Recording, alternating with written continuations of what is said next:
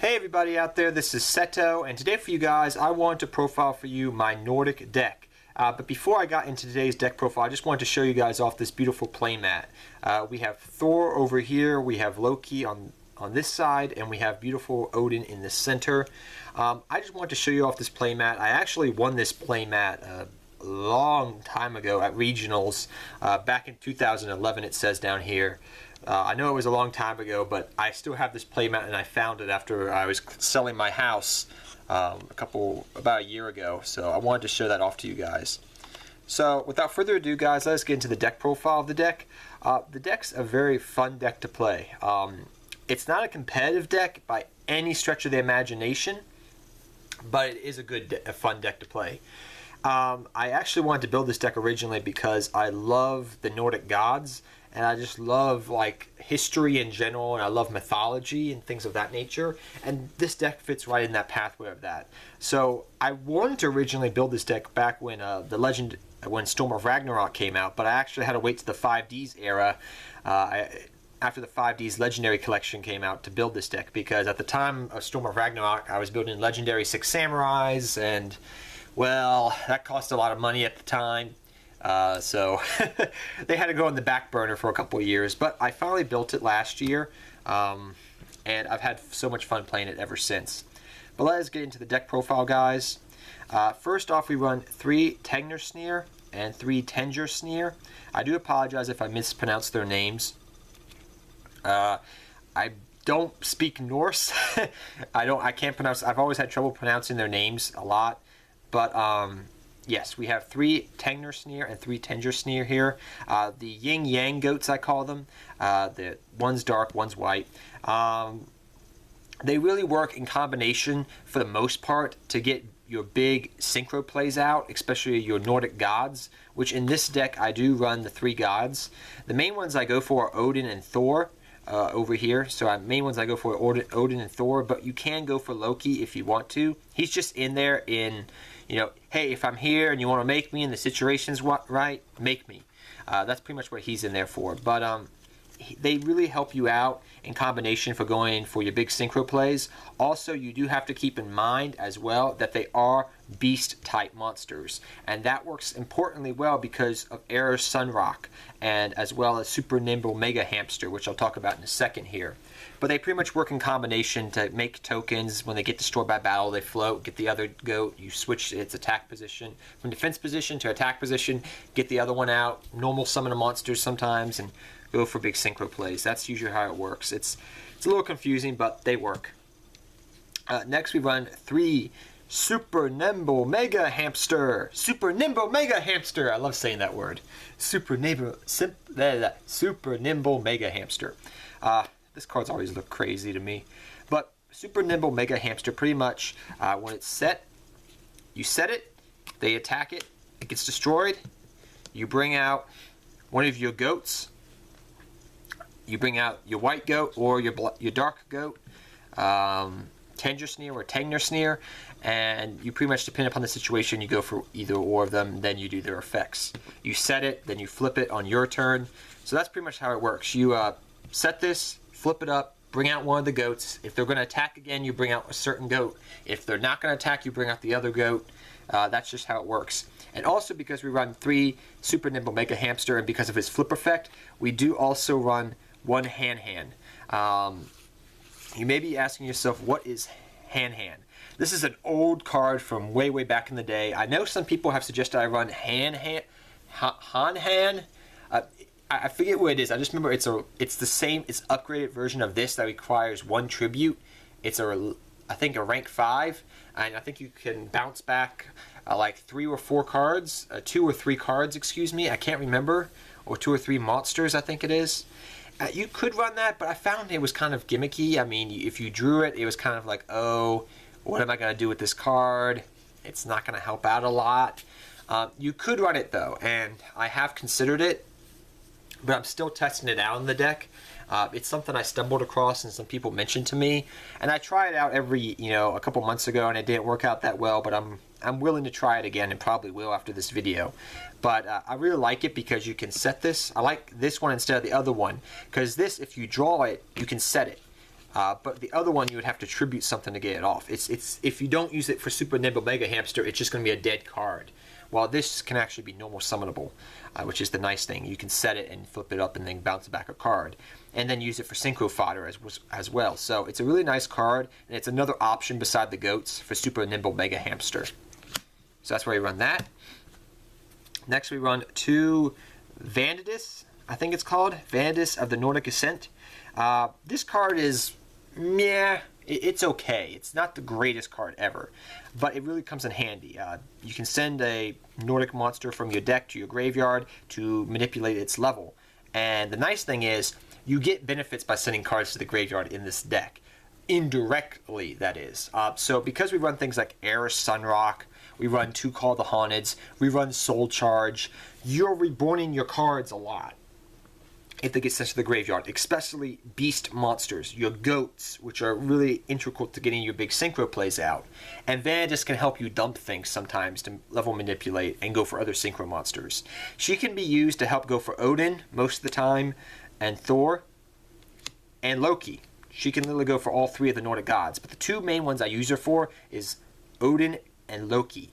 Thor, I usually use the next monster, which I'm about to show you in a second, but those are what Vandidus is for. It's not a great card, but it's a decent card that I like running as a 2 of. Next, I run 2 Gilfax, the Nordic Beast. You will never probably use this effect. Now, granted, like I said earlier, this is a casual fun deck. It's not a competitive deck. And so sometimes you do face a synchro-based deck, and you actually can special summon this guy, and you could just go off with some combo plays. But most of the time, you're not. You're going to normal summon him. And the reason we run him is he helps go into Thor. But at the same token, he's actually a beast type monster, which is the great thing about him. You can use a whole bunch of different combo plays with him, with Airs, Rock, Sunrise, which I'll talk about in a second.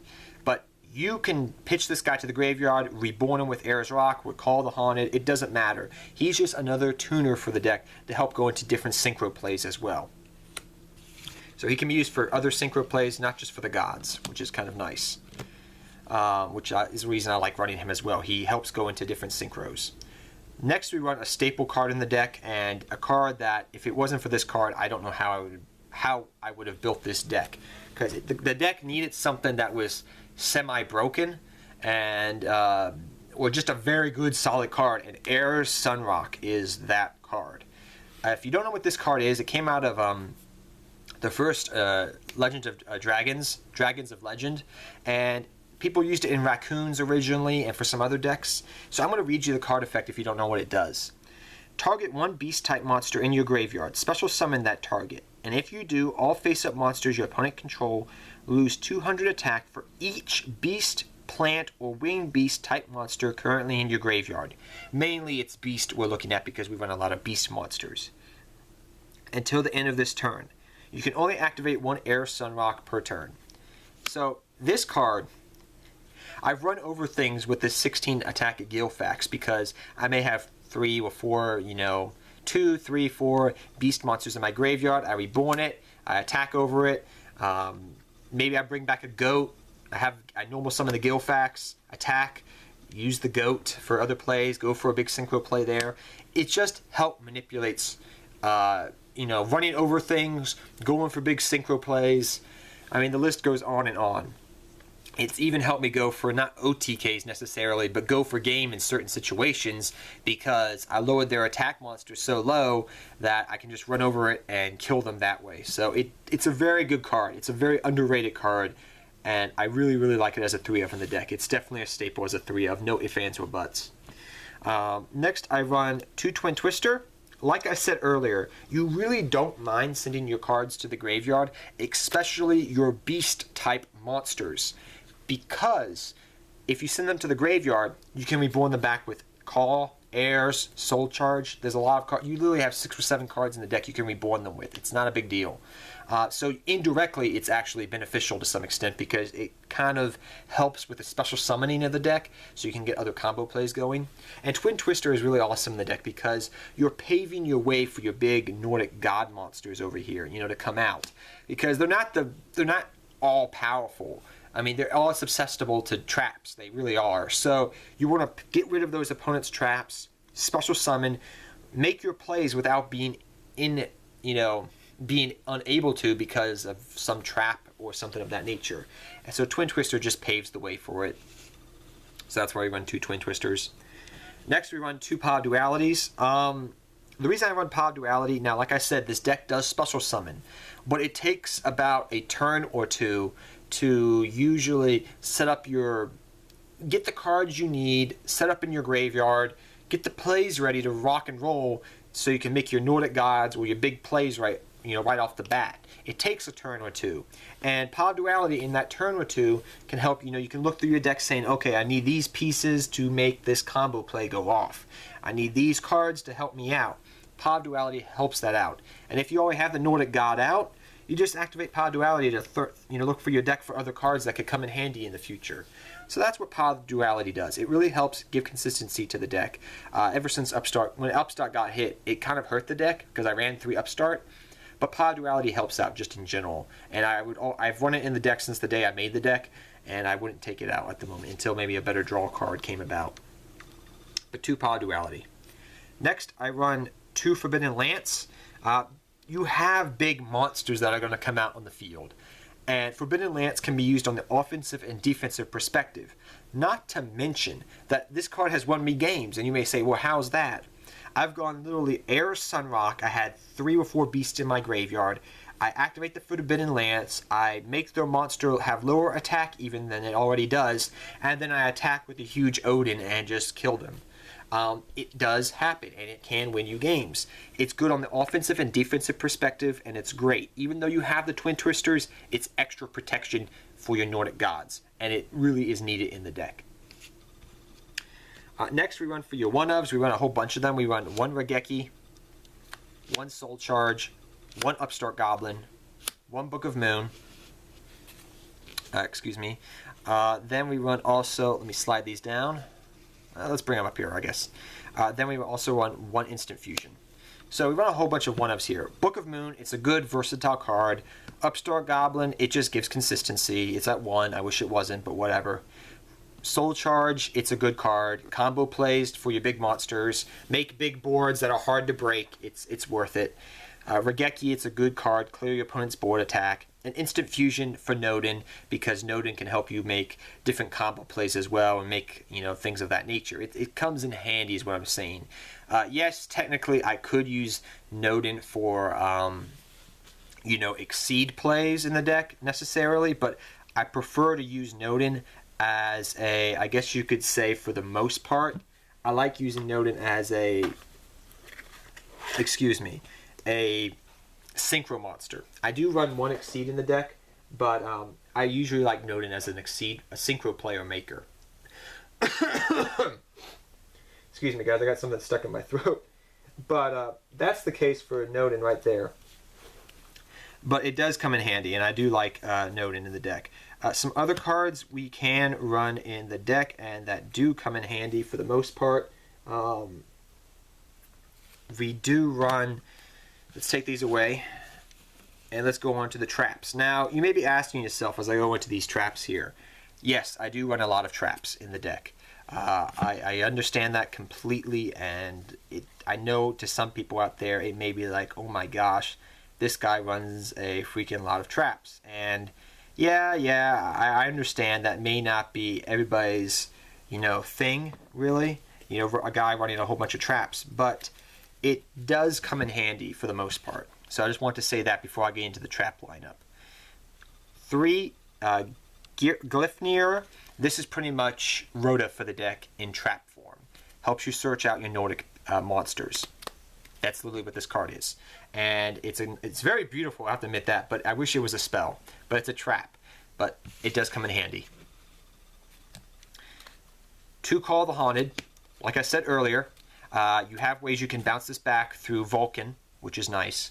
But it just helps Reborn and go for more combo plays.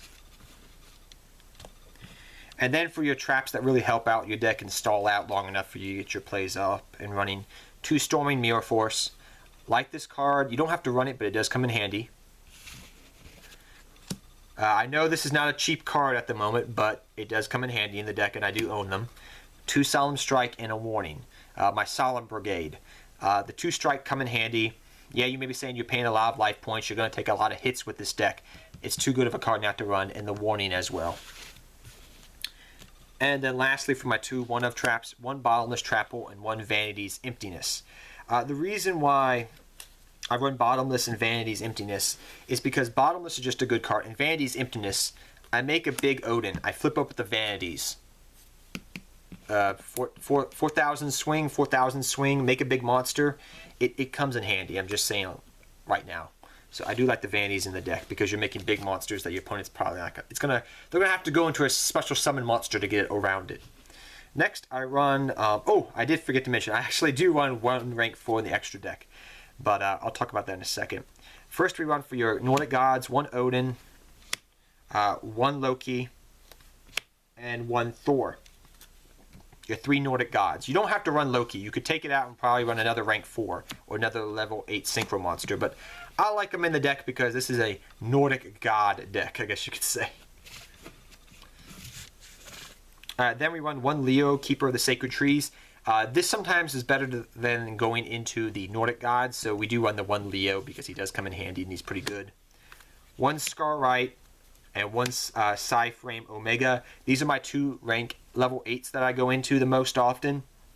Scarwright and Omega. They're just good cards to go into that are probably the best level 8 synchros right now in the game. So I like them. 1 for your level 7s, we want 1 Voltic Bicorn, 1 Clear Wing Synchro Dragon, 1 Black Rose Moonlight Dragon, and also 1 Black Rose Dragon. A lot of level 7s. I have thought about dropping Black Rose for another Stardust Spark Dragon because Stardust Spark Dragon works good with the Vanity's Emptiness, and as well, you know, you can help protect one of your Nordic monsters. So you could easily take this out and replace it with this, but that's up to you as a player to decide. But these guys really work out very well. Clear Wing comes in handy the most. Voltic Bicorn can win you games and comes in handy a lot, and it is a beast monster, so that is very good. You can bring it back to life. And then Black Rose Moonlight Dragon is really good too. Then on to the other synchros, the level 6s. 1 Red Wyvern and 1 Vulcan the Divine. Definitely staples. Vulcan works good with Call the Haunted. If you want to add Fiendish Chain to the deck and then take out the Mirror Forces, you could do that so you could keep rebouncing and using your trap cards over and over again. It does work. And then Red Wyvern just comes in handy as well. We'll probably use that new level 6 monster when it comes out as well too. That's coming out in Dark Illusions. Then for my Exceeds, I run 1 Super Quantum Mega Beast Grand Pulse. It does come in handy for clearing back row and whatnot. And probably one of the most versatile Exceed monsters out there. 1 Castel, the Sky Musketeer. You could run other things like, you know, Dark Rebellion XYZ Dragon or things of that nature. But I prefer Castel. You don't always go into rank 4s, but it's just there in case, you know, with Nodin. Then we have the 1 Elder Entity Norden. Like I said earlier, this guy is mainly there for going for synchro plays, but you can go for the occasional Exceed rank 4 Castel play depending upon the situation. But Nodin's in there just because he's Nodin. So guys, I hope you all enjoyed this deck profile of the deck. It's a very fun deck to play. I really do enjoy it. It's really fun. It's a very casual deck, but it's a very fun deck at the same time. And I hope you guys all enjoyed this update. I apologize, I had a little cough in my throat for a second, and I was like, oh my gosh, I'm kind of nasally right now. My allergies are kicking in at the moment, so I do apologize. But I hope you guys all enjoyed this deck profile. And until next time, take care, have fun dueling, good luck dueling, and I'll see you guys next time. Take care, everybody.